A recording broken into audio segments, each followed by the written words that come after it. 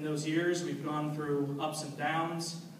We've hosted the Students for Liberty International Conference and have been part of the DC Forum for Freedom, which is a organization of DC student liberty groups that involve Students for Liberty groups, Young American for Liberty groups, and college libertarian groups like ours.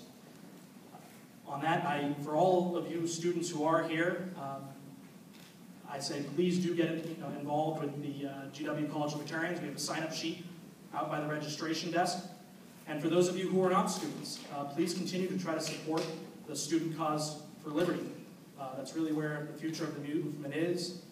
That's where the exciting things are going to be happening within the student liberty movement. As well, for those of you who are interested in working to try to promote the cause of liberty here in the DC area, there are voter registration forms in the back as well. With that, I'm going to introduce, well, first actually we're going to be having a video to show you, and then after that, the president of the GW College Libertarians, Michael Van Horn, will come up and speak and introduce the governor.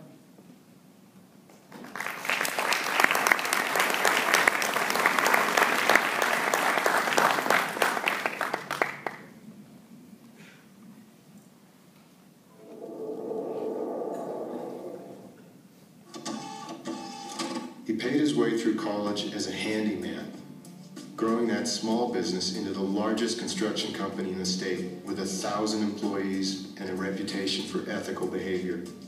He's an Ironman triathlete, an avid cyclist and outdoorsman, an adventurer who summited Mount Everest with frostbitten toes and a leg still healing from a recent break. During his 2 terms as governor, he did what people in office rarely do. He kept his word. A Republican, he was re-elected in a state that votes 2-to-1 Democrat in a landslide. He vetoed wasteful spending 750 times, cut taxes 14 times, reduced the size of state government through better management instead of layoffs. He left the people of his state with hundreds of miles of new highways, new schools and bridges, improved state services, a balanced budget, and $1 billion surplus. All without raising taxes a penny. He's fiscally conservative and socially cool. GQ magazine declared him the sanest man running for president and described him as absurdly honest and smart. His name is Gary Johnson. Gary Johnson isn't the norm in politics, he's the future. Gary Johnson can fix the America the 2-party system has broken. He's a handyman.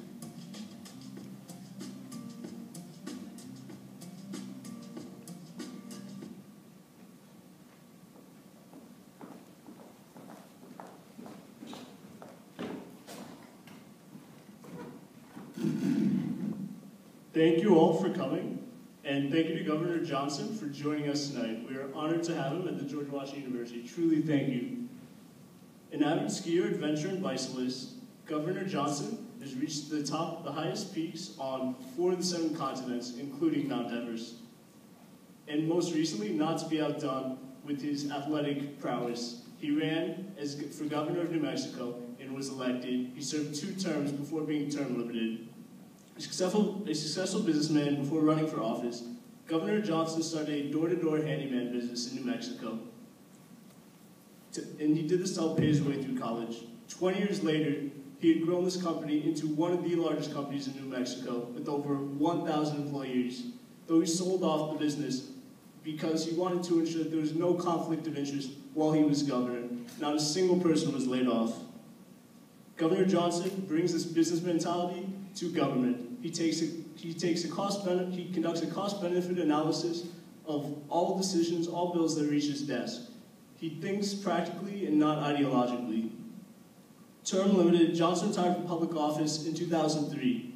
Recently, though, he was the 2012 Libertarian presidential candidate. He received more votes, by the way, than any other previous Libertarian Party nominee.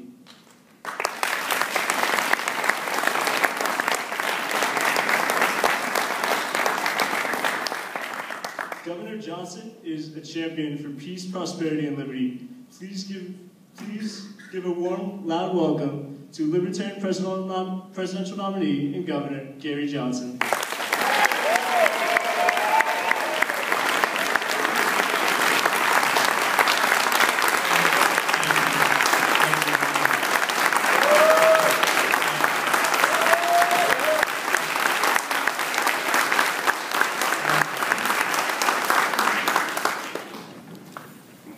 So I'm going to give all of you a lot of advice this evening, and I want to preface this by saying it's worth exactly what you're paying for, which is nothing. So let's establish that right off the bat. First of all, nothing in our lives goes according to plan. Nothing. If you want to figure on anything being a part of the plan, it's that it won't go according to plan. Secondly, life is a journey. It needs to be a journey, not a destination. If you make life a destination, you are just bound to be disappointed. About 8 weeks ago, there's a competition in Taos.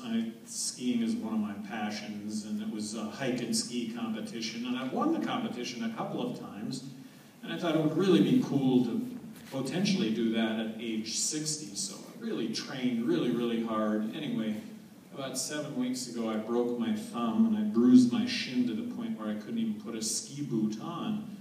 But if life were a destination, it would be the event, and it would be terribly disappointing. But life isn't the event, life is the destination. So being in that kind of shape and living my life every day to be in that kind of shape, that's an example of life being a journey and not a destination. I like to think of my life as a movie. I'm the director, I'm the producer, I'm the star. And I watch it every single night, and do I like what I see? And if I don't like what I see, hey, who's the director, who's the producer, and who's the star? I would ask all of you to look at your life as a movie. Do you like what you see? And if you don't, there's one person in charge of that whole production.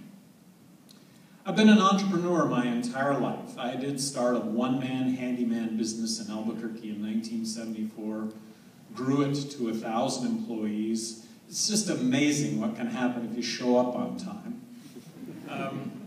But what I learned in that process, I learned a lot of things in that process, but one of the things I learned is that hiring is really easy.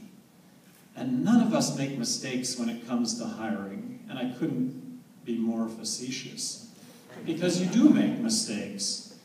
And what I learned is that although hiring is really easy, firing is really difficult. It's the most difficult thing that you could possibly do, but if you can't do it, you find yourself out of business. And in government, let me tell you, this is one of the big issues with government, is people that get involved with government have never hired, which is easy, and they've never fired, which is really difficult. So here's the disconnect in government, is people hire, they don't make mistakes, they don't fire, and it doesn't work. Well, you've got to know how to fire, and it's really difficult.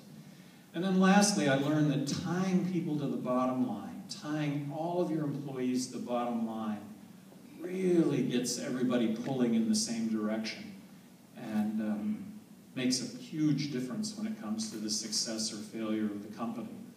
I did sell the business in 1999. Nobody lost their job. The business is doing better than ever. Athletics is my passion.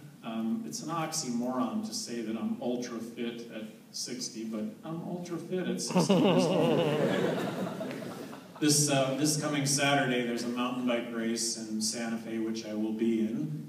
3 weeks from now, there's a 12-hour mountain bike race in Gallup, New Mexico, and then 7 weeks from now, there's a 24-hour mountain bike race, which is actually the national championships that I'm entered in. I'm going to do it. And I have a goal to climb the highest mountain on each of the continents, and I've actually climbed 5 of those mountains. They've been 5 journeys, but it has worked out. I have a